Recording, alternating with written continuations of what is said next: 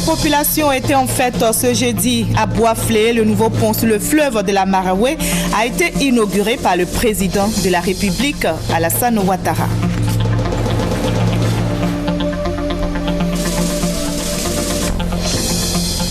« 300 personnes en situation de handicap vont intégrer la fonction publique. C'est la décision du gouvernement ivoirien pour améliorer leurs conditions de vie. Décision saluée par les populations et par les organisations de personnes handicapées. Le BNET, Bureau national d'études techniques et de développement, fait le bilan de ses activités réalisées en 2014. L'entreprise a réalisé 20 milliards de francs CFA de son chiffre d'affaires sur les 21 milliards attendus. Bonsoir à tous, bienvenue dans le 20h sur RTI 1. À suivre également dans cette édition, le dossier du jeudi, nous parlons aujourd'hui du pain. Cet aliment consommé par 97% de la population, selon une enquête menée par le ministère du Commerce. Eh bien, pour des questions d'hygiène et pour préserver la santé des populations, le ministère, à la demande des professionnels du secteur, a interdit la vente et la distribution de pain dans les rues. Mais la mesure est-elle respectée? Quel est l'impact sur l'activité des détaillants? Éléments de réponse dans le dossier du jeudi, ce sera dans quelques minutes. Mais avant, rendons-nous à Boisflé, où les populations étaient en fête aujourd'hui même. Le nouveau pont sur le fleuve de la Marawe a été inauguré par le président de la République. L'ouvrage est désormais ouvert officiellement à la circulation et ce nouveau pont, selon le chef de l'État, est un pont stratégique pour la route de l'Ouest qui était jusque-là desservie par un vieux pont ne permettant pas une circulation dans les deux sens. Voyons la cérémonie d'inauguration avec notre envoyé spécial, Jérôme Kofi Abolin. Un jour exceptionnel, ce jeudi 15 janvier 2015, pour les populations de la Marawe. Un jour de fête, c'est bien le cas à l'occasion de l'inauguration par le président de la République, Alassane Ouattara, du nouveau pont de Boisflé sur le fleuve Marawe. Une fête que ces populations doivent au chef de l'État pour avoir permis la réalisation de cet ouvrage attendu depuis des années. D'où le sens de leur grande mobilisation à l'arrivée du président Alassane Ouattara pour cette cérémonie. Une mobilisation pour rendre hommage au chef de l'État et lui témoigner gratitude. 16 décembre dernier, c'était l'inauguration du pont Henri Konan Bédié. À cette belle et historique occasion, citant Isaac Newton, vous avez dit « Les hommes construisent toujours trop de murs, mais jamais assez de ponts ». Pour cette citation, la Côte d'Ivoire fait exception, car avec vous et en un seul mandat, il y a les ponts Henri Konan Bédié, le pont de Boisflé, le pont de Béoumi, le pont de Jacquesville.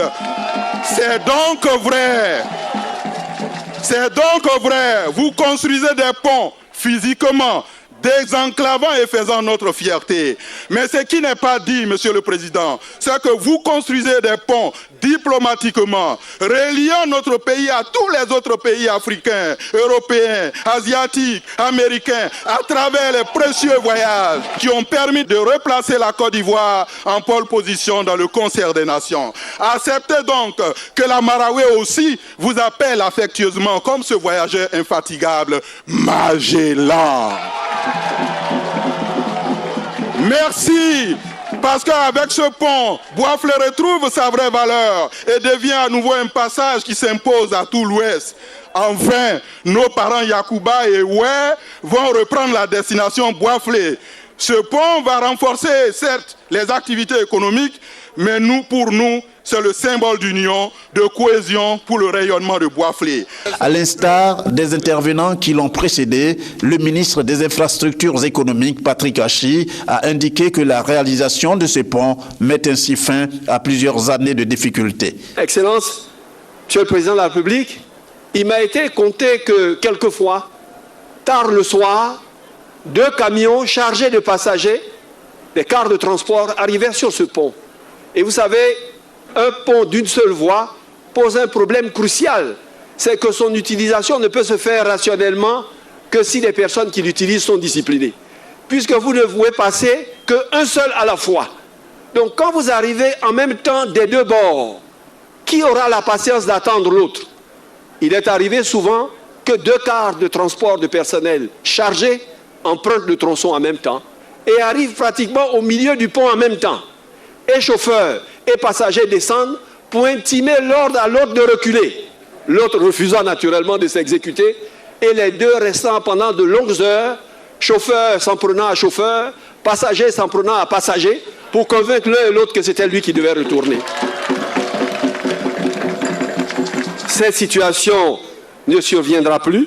Pour le président de la République, la concrétisation du pont de Boisflé sur le fleuve Maraoué constitue un point de départ de la réalisation d'autres chantiers pour le développement de la Côte d'Ivoire. Le chantier dont nous célébrons l'achèvement aujourd'hui n'est pas un aboutissement. Oui, ce n'est pas un aboutissement. Bien au contraire, je considère que c'est le point de départ de grands projets pour la région de la Maraoué. Et vous pouvez me faire confiance. Je sais que certains projets vous tiennent particulièrement à cœur. Par exemple, le bitumage des axes Boisflé-Saint-Fra et Zoenoula-Goïtafla vous tiennent à cœur. Alors je vous dis, je peux prendre l'engagement de faire cela dans les mois et les années à venir. Dans cet élan, nous continuerons notre avancée vers l'ouest du pays comme vous l'avez souhaité. Les travaux de réhabilitation de la route Boisflé-Daloa. Voilà. Je sais que ce projet vous tient à cœur et nous allons le faire. De nouveaux autres projets vont également émerger, donc du nord au sud de notre beau pays. Partout en Côte d'Ivoire, les projets vont commencer en 2015 et continuer jusqu'à l'émergence de notre pays en 2020. Cette cérémonie a été également marquée par des échanges de dons. Les populations de la Maraoué ont offert des présents composés notamment de chaises royales ainsi que des pagnes Kita au président de la République, Alassane Ouattara. Le chef de l'État, à son tour, leur a offert une enveloppe d'une valeur de plus de 20 millions de francs CFA. Dernier acte de la cérémonie, la découverte de la stèle sur laquelle est gravé le nom du président Alassane Ouattara et la coupure symbolique du ruban. Le chef de l'État a pris congé non sans découvrir le pont qui vient d'être livré. Tout cela dans une liesse populaire qui rappelle le slogan selon lequel « Quand c'est beau, c'est la Maraoué ». Mobilisation exceptionnelle des populations, vous l'avez vu, à l'inauguration du nouveau pont de Boisflé ce matin. Elles sont venues de toutes les contrées de la région de la Maraoué du pays pour assister à l'inauguration. En tout cas, elles n'ont pas voulu se faire compter l'événement, nous explique Thomas Kessambi. Aucune hyperbole n'est suffisante pour qualifier l'effervescence qui a entouré l'inauguration du nouveau pont de Boisflé. Deux exigences du temps, créateurs de rendez-vous et de symboles. Recevoir à nouveau Alassane Ouattara, président de la République, le temps d'un mandat. Voir et réceptionner le nouveau pont de Boisflé, attendu avec une foi éprouvée depuis des décennies. Deux exigences du temps qui ont fait tirer des masses de leurs préoccupations habituelles pour converger vers la Maraoué ou Bandama Rouge qui était à l'honneur. Pour ce qui apparaît comme événement de taille en ce début d'année à l'intérieur du pays, le défi de la mobilisation aura été visiblement relevé. Si bien qu'on peut poser la question qui n'y était pas. La République y était, avec elle, ses animateurs et ses symboles. Qui a manqué à l'appel, en tout cas par les têtes couronnées de la région, par les femmes, acteurs de développement de la Maraoué, pas en aucun cas les jeunes, avenir du pays, à qui il faut léguer les fondamentaux du développement, et qui étaient absents à ce rendez-vous de Boisflé, pas ceux qui veulent être témoins des grandes réalisations d'un homme, Alassane Ouattara. Gouro, Youré, Ayaou, Malinké, ressortissants de la CEDEAO, pour ne citer que ces premiers concernés, tous dans leur diversité, dans leur dissemblance créatrice, comme la diversité de couleurs faisant la beauté d'un tapis, se sont retrouvés et ont chanté. Quand c'est beau, c'est la Maraoué, et la Maraoué, c'est chez nous. On peut le dire, ce n'est qu'une préfigure de ce que sera la visite d'État très attendue du président dans cette région. Voilà, le vieux pont est désormais un lointain souvenir pour la population de la région de la Marawe. Elles sont reconnaissantes au président de la République pour ce nouvel ouvrage dans leur région. Et justement, à son arrivée ce matin dans la capitale de la région de la Marawe, le président de la République a eu droit aux honneurs militaires dus à son rang. Voyons cela avec notre reporter Abou Sanogo. Le président de la République Alassane Ouattara ce matin à Bouaflé, capitale de la Marawe. C'est pour procéder à l'inauguration du nouveau pont de la région. Un ouvrage dont la construction a démarré le 22 septembre 2012. Accueilli à sa descente par le ministre d'État, ministre de l'Intérieur et de la Sécurité Ahmed Bakayoko, assurant l'intérim du Premier ministre Daniel Kablan-Duncan et du chef d'état-major général des forces républicaines de Côte d'Ivoire, le général de corps d'armée Soumaïla Bakayoko, le chef de l'État s'est incliné devant le drapeau de l'État pour recevoir les honneurs militaires dus en son rang.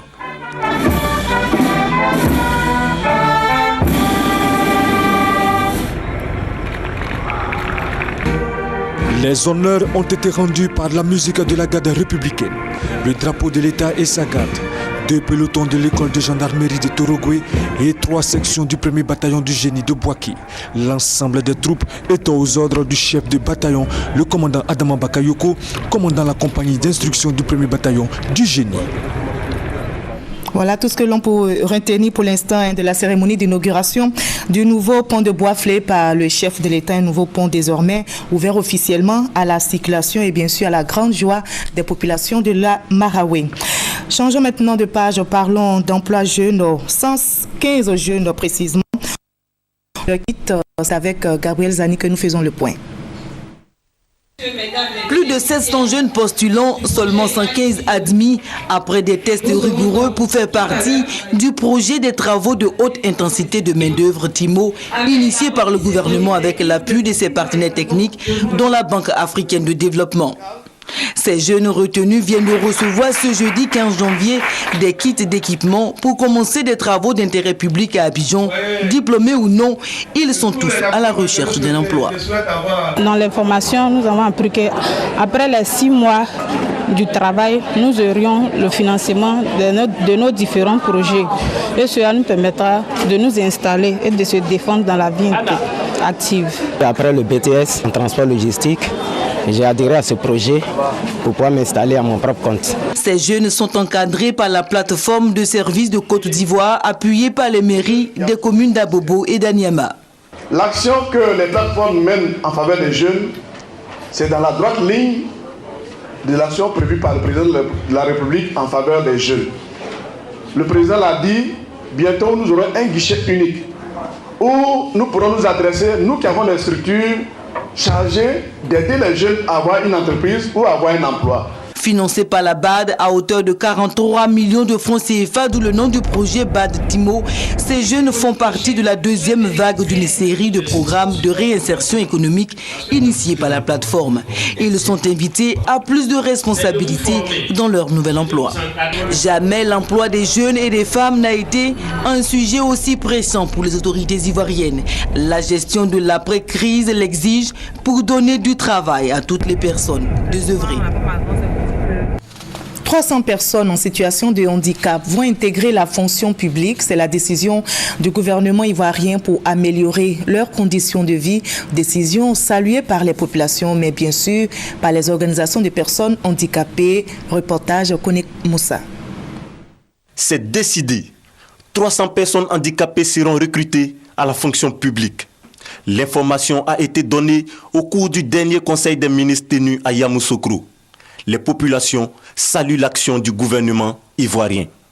C'est une très bonne action dans la mesure où les handicapés sont aussi membres de la société. Ils ont les mots à dire et comme ils sont des intellos, il faut vraiment les encourager. À mon avis, c'est une bonne chose. Ils peuvent être utiles même, plus actifs même dans certains services par rapport à des personnes non handicapées. Pour les organisations de personnes handicapées, c'est une bouffée d'oxygène pour leur insertion socio-professionnelle. Les personnes handicapées, dans leur ensemble, après plusieurs sit-ins ont été reçus par le Premier ministre le 16 mai 2014, où des promesses leur ont été faites. Tous ces engagements pris par le Premier ministre ont été tous respectés. Le recrutement dérogatoire, point sensible de toutes ces doléances, vient d'être satisfait. La Fédération nationale des associations pour la promotion des handicapés physiques et accidentés de travail de Côte d'Ivoire voudraient de vive voix remercier le chef de l'État et son gouvernement pour ce geste de haute portée sociale visant la promotion de cette couche moins privilégiée. Avec ce recrutement, l'État ivoirien affiche ainsi sa volonté d'améliorer les conditions de vie des handicapés.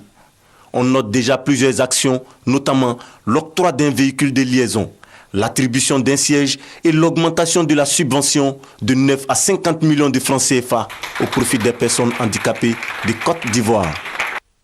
Reportage réalisé par Konaté Moussa. Le MIDD, le mouvement des instituteurs pour la défense de leurs droits, lève son mot d'ordre de grève prévu le 19 et 20 janvier prochain. Une décision qui intervient à la suite d'une rencontre avec la tutelle. Nous écoutons le porte-parole de ce syndicat. À son assemblée générale du 17 décembre 2014, a adopté un préavis de grève pour interpeller le gouvernement sur les points suivants. 1. Le paiement des arriérés liés à l'indemnité de logement et à la bonification indiciaire d'un montant d'environ 1 200 000 francs par instituteur. Deuxièmement, le glissement catégoriel de 473 instituteurs adjoints admis au concours de promotion depuis 2009. Troisièmement, la suppression de l'emploi d'instituteurs adjoints avec comme corollaire la promotion de ceux-ci dans l'emploi d'instituteurs ordinaires. Et enfin, le rétablissement des cotisations syndicales à la source. Suite au dépôt du préavis de grève, des discussions se sont ouvertes entre le MIDD et le gouvernement. Aussi, pour donner une chance à ces discussions, créer et maintenir un climat de sérénité propice à sa philosophie de résolution des problèmes par la promotion du dialogue social, mais surtout pour montrer sa bonne foi, le MIDD décide-t-il de la suspension de son mot d'ordre de grève prévu pour les 19 et 20 janvier 2015.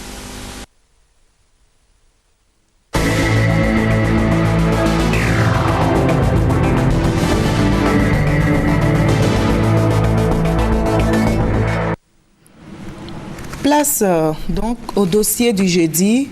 Nous parlons aujourd'hui du pain. Cet aliment consommé par 97% de la population selon une enquête menée par le ministère du Commerce. Pour des questions d'hygiène et pour préserver la santé des populations, le ministère, à la demande des professionnels du secteur, a interdit la vente et la distribution de pain dans les rues.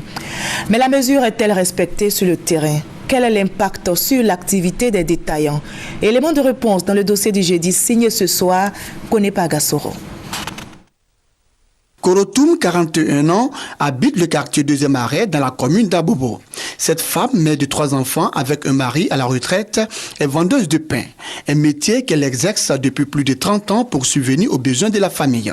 Prendre du pain tous les matins à la boulangerie et le commercialiser en bordure de route dans le quartier, tel est le quotidien de Korotoum. Cependant, son commerce est menacé. Car depuis le 1er janvier, la mesure d'interdiction de la vente de pain dans les rues et en bordure de route est rentrée en vigueur. Korotoum est désespéré. Mon mari travaillait. Depuis pendant la crise là, mon mari ne travaille pas. Je vends pain pour nourrir mes enfants, pour faire les dépenses. Il y a une de ma fille, elle a 5e. J'ai pu inscrire son inscription 10 000 francs. Mais ça fait 2 mois que je n'ai pas pu payer d'abord. Mais vous disiez de laisser avant de pain là. C'est trop compliqué même. Comme Korotoum, elles sont nombreuses ces femmes qui s'adonnent à la commercialisation du pain dans les rues et en bordure de route. Si nous ne vendons pas le pain, cela ne nous arrangera pas. C'est avec cette activité que nous nourrissons la famille. À côté de ces vendeuses de pain, il y a les distributeurs de pain à pied, à vélo et à moto, tous critiqués par certains consommateurs. Transporter du pain, quelque chose qui est destiné à la consommation sur des vélos, ça ne respecte pas vraiment les conditions. Marcher avec le pain dans la rue, il y a les microbes, les mouches qui se promènent sur ces pains et ce n'est pas hygiénique. Conscient des dangers auxquels sont confrontées les populations, le ministère du Commerce, de l'Artisanat et des PME a pris un arrêté. La distribution du pain à pied, à vélo et à moto est désormais interdite, ainsi que la vente de pain dans les rues et en bordure de route. La mesure d'interdiction de la distribution à pied, à vélo et à moto, la pilule est difficile à avaler pour Félix et Eric. Eric, tous deux distributeurs de pain dans la commune d'Abobo. Si on arrête les activités de livrer de pain, je ne sais pas quoi faire. Ma famille, je ne peux plus nourrir ma famille. Le gouvernement interdit la livraison. Bon, nous, comme ça, on va faire quoi? On ne peut pas les voler. C'est comme si on serait dans la rue comme ça. Coup dur également pour certains consommateurs contre toute attente. On est obligé d'aller à la boulangerie et puis faire le rang, 30 minutes, 1 heure de temps avant d'avoir le pain. Donc auparavant, on va avoir le pain facilement. La vente de pain dans les rues et en bordure de route, une pratique qui, selon Dr Biti Marie-Joseph, directeur de l'hygiène, environnement et santé au ministère de la Santé et de la lutte contre le sida, expose le pain à toute contamination, mettant ainsi la vie des populations en danger. Le pain spécifiquement est un aliment qui ne se nettoie pas, qui ne se stérilise pas et qui est à consommation directe. Du point de vue contamination, quel est le risque sanitaire? Ça peut être la tuberculose, là on va vraiment loin, mais déjà toutes les maladies diarrhéiques, les maladies telles que le choléra et toutes les autres maladies parasitaires. Les propos de Dr Biti Marie-Joseph bénéficient du soutien de la Fédération interprofessionnelle des patrons boulangers et pâtissiers de Côte d'Ivoire, FIBEPSI. La FIBEPSI décide donc d'accompagner le gouvernement. Le gouvernement a pris la décision de ne pas tuer sa population. Il faut que les gens respectent. Il faut que les boulangers respectent. Ainsi, depuis le 1er janvier 2015, de nombreux boulangers s'y sont conformés. C'est le cas de Damalan, boulanger à Marcouri, zone 4, et Jacques, boulanger à Abobo-Copec. Aujourd'hui, avec les mouches, avec l'Ebola, il y a plusieurs maladies. Donc, pour éviter, on a décidé de fermer notre pain. Nos livreurs ne vont plus se retirer pour les vendre. Donc c'est pour cela que vous voyez que tous les motos sont garés. En plus des boulangeries, certaines mairies du district d'Abidjan décident de jouer le partition. C'est le cas de la mairie de Port-Boué où l'on délivre déjà des autorisations de vente de pain conformément aux dispositions du ministère du Commerce, de l'Artisanat et des PME. Lorsque nous avons reçu donc cette circulaire du ministère, après quelques séances de travail, on est passé à l'action avec tous les acteurs clés du système de vente de pain. Les services d'hygiène de cette mairie ont enregistré des cas de maladies pulmonaires et de la fièvre typhoïde. On s'est rendu compte dans certains cas que des personnes qui demandaient à vendre du pain ne répondaient pas aux critères sanitaires qu'il fallait. Le ministère du Commerce, de l'Artisanat et des PME est formel. Les ventes ambulantes, les ventes dans les boutiques des quartiers et les ventes de porte-à-porte sont interdites. Le transport du pain dans les charrettes, les véhicules de transport en commun, les bicyclettes et mobylettes est interdit. Puis, il est exigé de vendre le pain dans les caisses vitrées. Toute boulangerie où les conditions d'hygiène alimentaire et corporelle, les conditions... Voilà, c'était le dossier du jeudi proposé par le service Société de la rédaction, dossier réalisé par Konepa Gassoro. Le BNET, Bureau national d'études techniques et de développement, fait le bilan de ses activités réalisées en 2014. L'entreprise a réalisé 20 milliards de francs CFA de son chiffre d'affaires sur les 21 milliards attendus. Et bien pour 2000, le BNET entend réaliser 23 milliards de francs CFA de chiffre d'affaires, nous explique Ali Diarasouba. Au BNET, Bureau national d'études techniques et de développement, l'heure est au bilan. Bilan qui fait état de 20 milliards de chiffres d'affaires réalisés sur les 21 milliards de francs CFA attendus. Selon les premiers responsables, ce satisfecit est le fruit des nombreux projets structurants réalisés par l'État ivoirien, premier client du BNET en 2014. Au plan technique, notre activité a connu un accroissement. Le BNET est dans la plupart des grands projets qui se réalisent en Côte d'Ivoire. Je veux parler de l'autoroute Abidjan-Bassam, je veux parler de l'hôpital Joseph Boscati et j'en passe. Et le clou, c'est évidemment la livraison du pont Henri Konan Bédié et de l'échangeur sur le Valéry Giscard d'Estaing. Donc le BNET a eu une activité débordante en 2014. Le choix délibéré que nous avons fait, c'est d'accompagner le BNET dans ce qu'il sait faire déjà, mais de le tirer un peu plus haut dans ce qu'il n'ose pas faire pour qu'il soit justement la structure de référence. À cela s'ajoute l'amélioration des conditions de vie et de travail du personnel. Avec les nombreux projets infrastructurels annoncés par le chef de l'État, le Bénet aborde l'année 2015 sous de bons auspices. L'entreprise table sur un chiffre d'affaires d'environ 23 milliards de francs CFA. 75% de ce montant sera réalisé par l'État et les 25% restants par ses représentations à l'étranger. Rappelons que le Bénet prête son expertise dans plusieurs pays africains comme le Bénin, la Guinée équatoriale et le Gabon. Cela en matière de conception, d'études et de contrôle dans divers domaines d'activité, notamment le bâtiment, les transports et les travaux publics. Dans l'actualité également, la visite de la première dame de Côte d'Ivoire, Bangourou. Madame Dominique Ouattara est arrivée aujourd'hui même dans la capitale régionale de l'Indénié-Duablin pour une visite de travail, visite très attendue par les populations qui recevront des dons de la part de la première dame. Divers dons seront faits aux différentes couches socio-professionnelles, notamment les femmes et les enfants. Voilà, je vous propose à présent d'écouter un extrait de l'intervention de la première dame à son arrivée ce jeudi dans la capitale de l'Indénié-Duablin. Bonsoir Madame la première dame. Alors vos impressions, vous arrivez à Bangourou et vous êtes accueillis par toute la population. Quelles sont vos impressions ?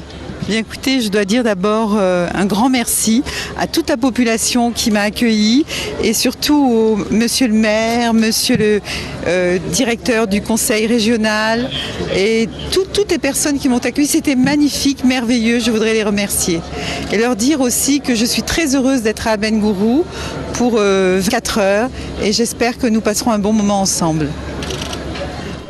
Voilà, c'était l'intervention de la première dame de Côte d'Ivoire recueillie par notre envoyé spécial sur place, Viviane Aïmen. Les transporteurs et conducteurs routiers du Rassemblement des Oufouettistes pour la démocratie et la paix des régions du Poro, du Tchologo et de la Bagoué soutiennent l'appel de Pro, un appel selon eux porteur de paix et de stabilité pour un secteur de transport dynamique en Côte d'Ivoire. Le reportage de Brahima Doumbia. À Korogo, les transporteurs et conducteurs routiers membres du Rassemblement des Oufouettistes pour la démocratie et la paix RHDP des régions du Poro, du Tchologo et de la Bagoué, réunis au sein d'une alliance nationale, ont fait le bilan de leurs activités. Un bilan jugé positif au dire des transporteurs et conducteurs routiers, grâce à la politique menée par le président de la République, Alassane Ouattara, et son gouvernement en faveur du secteur du transport. Les différents intervenants ont loué la mesure de la levée des barrages, mettant fin aux tracasseries routières et les efforts faits par l'État pour améliorer le réseau routier. C'est pourquoi l'Alliance des transporteurs et conducteurs routiers du RHDP apporte son soutien à l'appel de Daoukro du président Henri Konan Bédié. Nous nous sommes mis ensemble, créer l'Alliance nationale des transporteurs et conducteurs RHDP pour que nous puissions dire que ce que Henri Konan Bédié a dit en septembre 2014 à Daoukro est une réalité et que nous soutenons cet appel. Les transporteurs disent oui à l'appel de Daoukro. Les transporteurs et conducteurs routiers ont rendu un vibrant hommage à leur parrain, le ministre d'État, secrétaire général de la présidence, député maire de Korogo, Amadou Gon Koulibaly, représenté par Koulibaly Abdoulaye, qui est pour eux un symbole de courage et de loyauté. Changeons de cap, parlons sport football pour la CAN 2015. Le deuxième match test des éléphants de Côte d'Ivoire s'est soldé par une défaite 2-0 face à la Suède. La première période a été pourtant maîtrisée par les poulains de Hervé Renard et c'est à la 65e minute que le premier but intervient à l'avantage de la Suède. Parlons d'un événement gai. Il s'agit de l'inauguration du pont. On en a déjà parlé d'ailleurs. Et ce vieux pont, je vous l'ai dit, est désormais un lointain souvenir pour la population de la Maraoué. Elles sont reconnaissantes au président de la République pour ce nouvel ouvrage dans leur région. Et nos reporters sur place ont recueilli quelques réactions des cadres après cette cérémonie d'inauguration. Nous les écoutons. C'est d'abord des sentiments de joie immense parce que c'est un bond qualitatif pour le développement économique de la région de la Maraoué et la population est très contente d'avoir ce nouveau pont qui va permettre les échanges entre les populations du sud et celles du nord. Et je voudrais aussi souligner que ça a un impact économique très important parce que la région de la Maraoué constitue un des greniers de la Côte d'Ivoire. Le pont qu'il vient de nous donner, je crois que moi je suis des Saint-Fra, on était presque coupé du chef-lieu de la région. Mais nous sommes satisfaits, nous sommes vraiment satisfaits et nous disons vraiment merci au président pour le cadeau qu'il vient de nous faire. Le président, à travers ses œuvres, voudrait achever son programme de société. Et je pense que nous devons accompagner le président pour achever son programme de société. Car beaucoup de chantiers restent encore à achever. Et je crois que le président tient à ce que ces projets soient achevés. Et nous sommes heureux de l'action menée par le président à travers la Côte d'Ivoire. Pourquoi pas continuer avec ceux qu'on connaît. Et je crois que nous connaissons très bien le président Alassane Ouattara. Nous sommes très heureux de voir ce pont être réalisé aujourd'hui. Parce que finalement, Boisflé accueille le pont. Mais les bénéficiaires, c'est nous et les utilisateurs. C'est le centre-ouest, c'est l'ouest et c'est le nord. C'est formidable parce que l'organisation est presque parfaite. La rencontre a été l'occasion pour nous, fils de la Maraoué, dans toute notre diversité, dans toute notre richesse, de nous réunir autour d'un projet, autour d'une action. Donc c'est d'une même voie que nous avons accompagné donc les différentes autorités dans la réalisation de cet important projet, et c'est un enthousiasme que la population a exprimé ce matin et une reconnaissance vis-à-vis du président de la République qui nous a dit que ce pont était un départ pour la réalisation d'autres infrastructures importantes qui vont contribuer donc à l'émergence de notre région. Voilà, on retient donc pour l'essentiel de l'actualité en Côte d'Ivoire. Le nouveau pont sur le fleuve de la Maraoué a été inauguré par le président de la République, Alassane Ouattara.